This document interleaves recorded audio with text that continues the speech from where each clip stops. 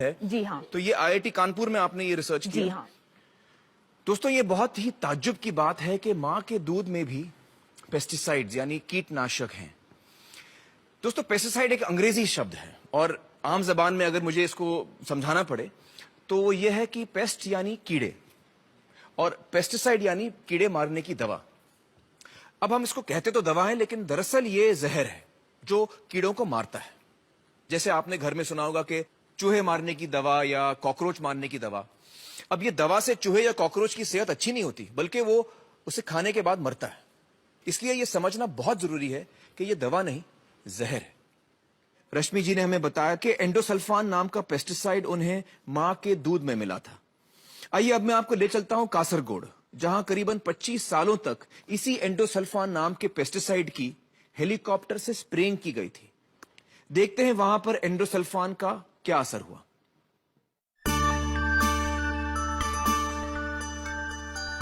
केरल को ईश्वर की धरती कहा जाता है। कुदरत ने इसे बेतहाशा खूबसूरती बख्शी है। केरल सरकार ने कासरगोड जिले की उपजाऊ जमीन पर काजू की खेती करना शुरू किया। सन 1976 से काजू के पेड़ों को कीट से बचाने के लिए एंडोसल्फान नाम के एक कीटनाशक का छिड़काव शुरू किया गया। कासरगोड जिले की 15,000 एकड़ जमीन पर हेलीकॉप्टर से ये जहर छिड़का गया। ईश्वर की धरती पर यह जहरीली बारिश लगातार 25 साल चली। लाखों लीटर एंडोसल्फान यहां की जमीन पर ही नहीं, लोगों की रगों में भी उतर गया। जिंदगी मौत से बदतर हो गई। 5,000 से ज्यादा लोग इस जहर से तबाह हुए। जन्म के 13 दिन बाद तक इसे वेंटिलेटर पर रखना पड़ा। हाथ पांव ने कभी काम किया ही नहीं। ये पहले देख सकता था, अब बिल्कुल नहीं। दर्दनाक मौत के खौफनाक मंजर, जिसे देखकर रूह कांप उठे। कासरगोड जिले के एक छोटे से कस्बे में पिछले 30 सालों से इस जहर से पीड़ित लोगों का इलाज कर रहे हैं डॉक्टर मोहन कुमार। विनाश के उस भयानक मंजर को इन्होंने अपनी आंखों से देखा है। डॉक्टर मोहन कुमार जी, बहुत बहुत शुक्रिया हमारे साथ जुड़ने का। डॉक्टर साहब, इस वीडियो में हमने बहुत ही दर्दनाक दृश्य देखे हैं और यकीन नहीं होता कि ऐसा भी हो सकता है। क्या वाकई वहां ये सब हुआ है? मैंने जब कासरगोड में डॉक्टरी शुरू की, तब मैंने देखा कि ज्यादातर सभी घरों में ऐसे पेशेंट थे जो एक लंबे अरसे से बीमार थे। क्रॉनिक पेशेंट्स थे। Cancer, neurological problem, cerebral palsy, दिमाग का लकवा, मानसिक बीमारियां, मिर्गी के दौरे, बच्चों में विकलांगता। एक दूसरी चीज, महिलाओं में मिसकैरेजेस यानी गर्भपात। ऐसा भी हुआ है कि एक ही महिला का 10 बार गर्भपात हो गया। 10 बार? कुछ तो यकीनन वहां पर गलत हो रहा था। इतनी बड़ी तादाद में इतने सारे बीमार लोग, और वो भी इतने छोटे से इलाके में।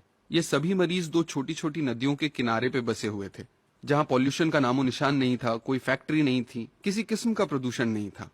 फिर इतनी बीमारियां क्यों आई, समझ में नहीं आ रहा था। तब मुझे अंदाजा ही नहीं था कि इस सब के पीछे एंडोसल्फान है। मुझे बताइए डॉक्टर मोहन, इस इलाके में कितने लोग इस वजह से पीड़ित हैं? कम से कम 5,000 से ज्यादा जेन्युइन केसेस हैं। 5,000? तो ये सब शुरू कैसे हुआ? 1976 से कासरगोड में हेलीकॉप्टर से ये स्प्रे होना शुरू हुआ।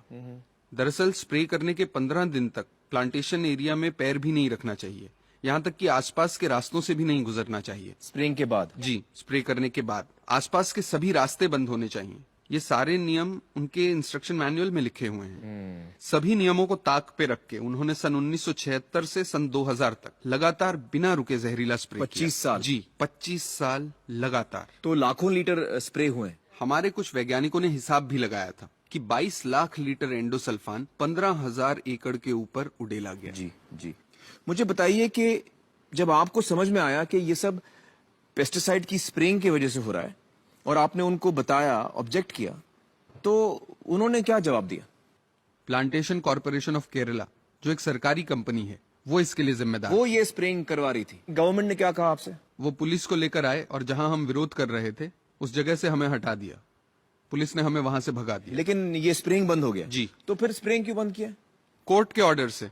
अच्छा, कोर्ट ऑर्डर की वजह से बंद किया है। मैं तो यहाँ तक कहूंगा कि वो बहुत बदमाश लोग हैं। एक दिन 2 जीप भर के वो लोग मेरे क्लिनिक आए। कुछ 10-15 लोग थे, मेरे साथ मारपीट करना चाहते थे, मुझसे हाथापाई करने लगे। वो तो अच्छा हुआ कि जैसे ही गांव वालों को पता चला कि उनके डॉक्टर को गुंडे मारने आए हैं, तो 10 मिनट में ही सैकड़ों लोग वहां पर जमा हो गए। आपको बचाने? जी, मुझे बचाने के लिए। आपके लिए जिंदगी कैसे थी डॉक्टर साहब? उस इलाके में रहकर जब रोज आप इस तरह के पेशेंट्स देखते थे, आप पर क्या बीतती थी? लोगों का दर्द देखकर अक्सर आंखें भर आती थीं। कई बार ये ख्याल आता था कि मैं यहां से शहर चला जाऊं, लेकिन अपने पेशेंट्स की तकलीफ जैसे मुझे रोक लेती थी, खींच लेती थी। उन्हें छोड़ के कैसे जाता? नहीं जा सकता था। सॉरी।